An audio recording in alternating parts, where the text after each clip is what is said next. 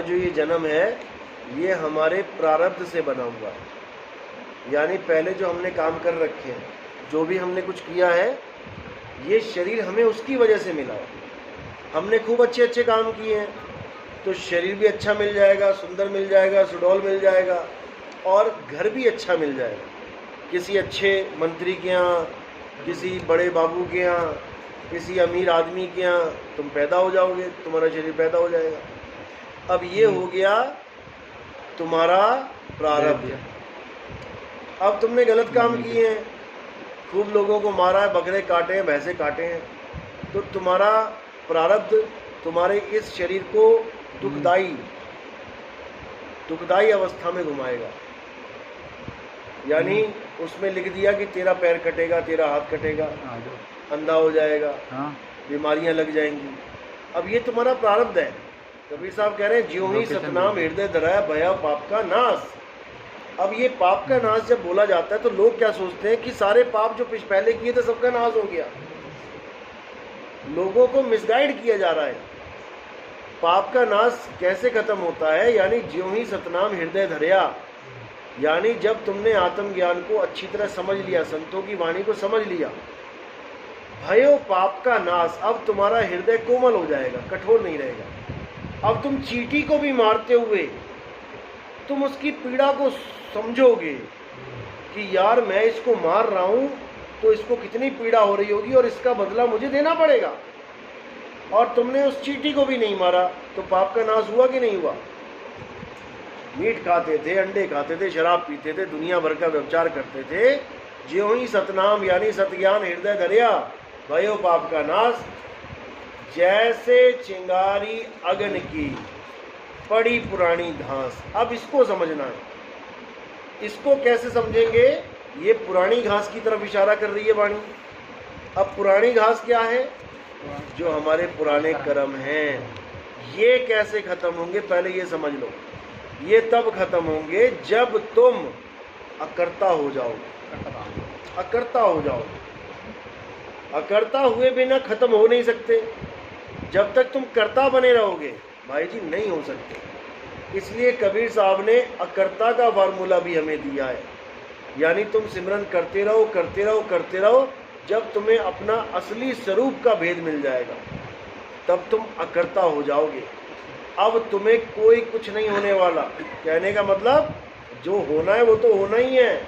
टारे ना ही टरे करमगत टारे ना ही टरे। ये कबीर साहब की वाणी है कि टालने से भी नहीं टलती, लेकिन वही कर्म तुम्हें इतने आसान लगने लग जाएंगे भुगतते हुए कि ये तो कुछ हो ही नहीं रहा है मेरे साथ, बच रहा हूं मैं। लेकिन हाँ, तुम अपने स्वरूप को छोड़ के तुम इसमें ध्यान लगा लो कि अरे मेरी टांग कैसे दुखने लग गई, तो सारा ध्यान दुखने में ही आ जाएगा। और जब दुखने में आएगा तो तुम्हें लगेगा यार मेरे कर्म नहीं कट रहे। तुम्हारे उंगली में चोट लगी, अब क्या किया जाए कि ये चोट खत्म हो जाए, कम हो जाए ना, तो उंगली वाली दर्द खत्म हो जाएगी। फिर तुम्हारा सारा ध्यान यहाँ आ जाएगा, अरे यार उसने मुझे कैसे मार दिया। तुम लगड़ा के चल रहे हो, पैर दुखता है, और जब कुत्ता पीछे भागेगा ना तुम्हारे, तो तुम पीटी उषा बन जाओगे। तुम दौड़े दौड़े भागे भागे, उस वक्त पैर का दर्द सब खत्म। क्योंकि जब हमारा ध्यान होता है जिस चीज़ पे, हमें उसी चीज़ का आभास होता है। तो साहिब कह रहे हैं जब तुम्हारी काया में कष्ट आता है तो तुम क्या करो? तुम सूरत को अपने स्वरूप में लगाओ, और धीरे धीरे धीरे तुम्हें तुम्हारी काया का आभास ही नहीं होगा। ये करने से होगा, ऐसे नहीं होगा ये। और जब तुम स्थिर हो जाओगे तो तुम्हें लगेगा यार कुछ हुआ ही नहीं मेरे साथ। ऐसी अवस्था बन जाती है जब तुम्हें सब राम भरोसे छोड़ देते हो। ऐसा भी होता है, लेकिन तब होता है जब अच्छी तरह लगन लगा के करो। तो ये जो कर्म वाली बात है, कर्म तो भुगतान होते हैं। जैसे मैंने बताया कि एक बच्चे के इतनी तेज मारा और एक आदमी के इतनी तेज मारा, तो आदमी नहीं रोएगा, सह लेगा, लेकिन बच्चा रोएगा। जबकि दोनों को एक ही तेजी से झापड़ पड़ रहा है। क्यों रोएगा और क्यों नहीं रोएगा? बच्चा क्यों रोएगा? क्योंकि उसकी अवस्था अभी छोटी है, लेवल डाउन है। और आदमी क्यों सह लेगा? क्योंकि उसकी अवस्था उच्च अवस्था है। इसी प्रकार जब ऊपर के लेवल में आ जाओगे तो तुम्हें कर्म भोगते हुए भी पता नहीं लगेगा कितने भोग लिए, और जब अकर्ता हो गए तो उसके बाद तो कर्म का कोई मतलब बनता ही नहीं है। तब ये लागू होता है कि जब मैंने कुछ किया ही नहीं है, जैसे जज कहता है ना, तमाम सबूतों और बयानात तमाम सबूतों और बयानों के आधार को मद्देनजर रखते हुए इस आदमी को, इस कैदी को रिहा किया जाता है। अब क्यों रिहा कर दिया? क्योंकि कैदी का वकील चतुर था, वकील सयाना था। वकील ने ये प्रूव कर दिया कि मेरा बंदा जब ये कांड हुआ तो वहां था ही नहीं, इसने किया ही नहीं।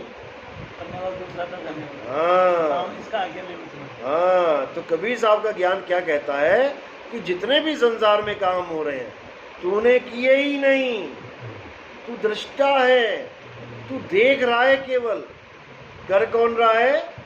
मन और माया। मैं फूल देख रहा हूं, अब मैं उठा नहीं सकता इसको, मैं देख रहा हूं ना, अब उठा के दिखाऊं इसको मैं, उठाएगा कौन? ये उठाएगा। और किसके कहने पे उठाएगा? मन के कहने पे उठाएगा। तो सारे काम मन और माया ही कर रही है, लेकिन भुगतान किसको देना पड़ रहा है? इस जीवात्मा। बस यही कबीर साहब समझा रहे हैं। भुगत रही है, काम कर रही है। शब्द हमारा तू शब्द का, सुन मत जा सरक, और जो चाहे निज रूप को शब्द ही ले बरख। जब तक हमें अपना निज स्वरूप नहीं पता तो अब इसको अपना स्वरूप मानेंगे। अब इससे ये उठाएंगे तो कहेंगे मैंने उठाया। पंगा ये है, अपना स्वरूप जाना नहीं, और इस नकली स्वरूप ने जो माल उठाया उसको अपना मान लिया। कर्म यही पंगा है। अब जब निज स्वरूप को जान लिया, जो चाहे निज रूप को, तो शब्द ही ले परख। ये वाणी अभी भगत जी ने दिखाई, ये रामपाल जी की पुस्तक में है, ये वाणी छपी हुई है। और भगत जी अपने गुरु भाइयों को जब कह रहे हैं वहां पे जो कि देखो ये वाणी क्या कह रही है, जो चाहो निज रूप को प्राप्त करना है, तो वो क्या कह रहे हैं? नहीं नहीं नहीं, ऐसा कुछ नहीं है, जबकि वाणी छाप बैठे हैं। अब बताओ, इसी को बोला गया है कि आदि नाम हम भाग सुनाया, और मूर्ख जीव समझ नहीं पाया। वो तो उसमें वो भी लिखा हुआ, वो जो हार वाली है ना, सखी हार बताई। हाँ, वो भी लिखा हुआ। कौन सा बताया? जो सखी सहेली, वो संगी की सहेली ने भेद बताया। रामदेव जी की वाणी। हाँ, सखी सहेली ने भेद बताया कि गले में हार पड़ा है और मैं गले में हार डाल के भूल गई गले में है और ढूंढ रही हूँ। अब मेरी सखी सहेली ने बताया कि जिसको तू ढूंढ रही है वो तो गले में पहन रखा है। तो कहते हैं ना कहीं गया ना आया, कि मुझे कहीं जाने की जरूरत ही नहीं पड़ी, जो वस्तु थी वो मुझे मिल गई। कई बार है इनमें, मतलब लेकिन ये पकड़। हाँ, इसी को बोला है ना कि आदि नाम हम भाग सुनाया, वाणी के द्वारा भाग के सुना दिया कि जो चाहो निज तत्व को। अब निज तत्व ही आदि नाम है, भाग के सुना भी दिया, वाणी में लिखवा भी दिया। अब लेकिन समझे कौन इसे? तो कह रहे आदि नाम हम भाग सुनाया, और ये मूर्ख जीव समझ नहीं पाए। अब ये दिक्कत है इन लोगों के साथ। अब कोई समझाए तो बुरा बन जाए, इसलिए ठीक है जहाँ लगे लगे रहने दो। हाँ जी, और कोई सवाल? हाँ साहब, एक सवाल और है। इसमें लिखा है कि गुरु पारस को अंतरो जानत संत सुजान, बोलो हाँ कंचन करे गुरु कर ले। और इसी में ये भी आया कि भाई बिना गुरु के परमात्मा मिल जाता है। नहीं, देखो वाणियों को तोड़ने मरोड़ने वाले संत बहुत बैठे हैं, पहले तो ये समझ लो। वाणी का आप अर्थ तभी कर पाओगे जब आपने शब्द का अनुभव कर लिया। जब शब्द का अनुभव कर लिया तो सारी वाणियाँ खुल जाएंगी। फिर आपको ये समझ में आ जाएगा कि सदगुरु और सतगुरु इनमें भेद क्या है, गुरु में यानी देही गुरु में और शब्द गुरु में भेद क्या है। तो वाणी क्या कह रही है? वाणी कह रही है साहब कि ये अपने गुरु पारस को अंतरो जानत संत सुजान। गुरु और पारस का जो अंतर है, जाने संत सुजान। सुजान। गुरु और पारस में क्या अंतर है? वो लोहा कंचन करे, गुरु कर ले आप समान। अब इस वाणी को समझो क्या कह रही है। गुरु कर ले आप समान, इसमें भेद है। कैसे करेगा गुरु अपने समान? एक आदमी गुरु है, उसने एक लेडीज को नाम दे दिया, चेली बन गई जैसा लेडीज को, क्या वो भी आदमी बन जाएगी? तो कैसे, किसकी बात चल रही है यहाँ पे? देह गुरु की बात चल रही है? नहीं चल रही है। देह गुरु की बात नहीं चल रही है, शब्द गुरु की बात चल रही है कि वो अपने जैसा कर लेगा। कैसे करेगा? जैसे समुद्र नदी को अपने जैसा कर लेता है। कोई भी नदी है, जब वो समुद्र में गिरती है, क्या वो नदी रह जाती है? नहीं सर। बस इसी को बोला है, गुरु को कीजिए दंडवत, कोटि कोटि प्रणाम, कीट न जाने भृंग को, गुरु कर ले आप समान। ये शब्द गुरु की महिमा है भाई। शब्द गुरु शिष्य को अपने जैसा करता है। तुम्हारी सूरत को जब वो शब्द अपने में समेटेगा तो तुम में और शब्द में कोई फर्क ही नहीं रह जाएगा। फिर तुम्हारी अवस्था ये बन जाएगी कि हमें शब्द शब्द हम माई, हमसे भिन्न और कछु नहीं, क्योंकि सूरत शब्द में लीन हो गई। अब दोनों एक रूप हो गए, वहाँ पर द्वैत नहीं रहेगा कि तुम कहोगे कि परमात्मा सिंहासन पे बैठा हो, मैं जाके चवर करूँ, तो चवर ववर वाला काम खत्म हो जाएगा। चवर तब तक करोगे जब तक तुम किसी और को परमात्मा मान बैठे हो। यहाँ पर परमात्मा हो जाना है, और परमात्मा होने का मतलब है सूरत को शब्द से जोड़ देना है, अपनी हस्ती खत्म कर देनी है, जीव अवस्था खत्म कर देनी है। बस यही है, कोई अंतर्यामी नहीं बन जाओगे। नदी सारे शहरों को छोड़ के समुद्र में मिल रही है, तो सारे शहरों का काम खत्म। अब वो किसी शहर को नहीं जानती। पहले वो चित्रकूट को भी जान रही है, हरिद्वार को भी जान रही है, ऋषिकेश को भी जान रही है, कितने घाटों को जान रही है। अब वो जब समुद्र में समा गई, अब वो किसी से भी कोई वास्ता नहीं रह गया। अब वो अपने आप में लीन है, अपने स्वरूप को पा लिया उसने, किसी और का ज्ञान नहीं है, अपना ज्ञान प्राप्त करना। बात ये है, शब्द विहंगम चाल हमारा। तो यहाँ पर शब्द गुरु की बात है। देह गुरु जो होता है ये अपने ऊपर फिट करते हैं वाणी, इसीलिए हमारे सत्संग कड़वे करीले लगते हैं। इनको कड़वे लगते हैं देह गुरुओं को, क्योंकि मैं देह गुरु का खंडन करता हूँ जब ऐसी वाणियाँ आती हैं तब। और जहाँ देही गुरु की महिमा गाई है वो भी है, ऐसा नहीं है कि महिमा नहीं गाई है, लेकिन जहाँ तक महिमा गाई है इसको वहीं तक रहने दो। 10वीं का टीचर भी टीचर है, 5वीं का टीचर भी टीचर है। अब तुम 5वीं के टीचर को बोलने लग जाओ ये PhD का टीचर है, ये गलत है। टीचर बोलो, जरूर बोलो, ये भी बोलो कि इसके बिना तुम आगे नहीं बढ़ सकते, बिल्कुल सही बात है। 5वीं का टीचर तुम्हें ना पढ़ाए तुम 5वीं पास नहीं हो सकते, कितनी बार एग्जाम दे लो। अगर टीचर तुम्हें गलत पढ़ाने लग जाए तो तुम वैसे ही मारे गए।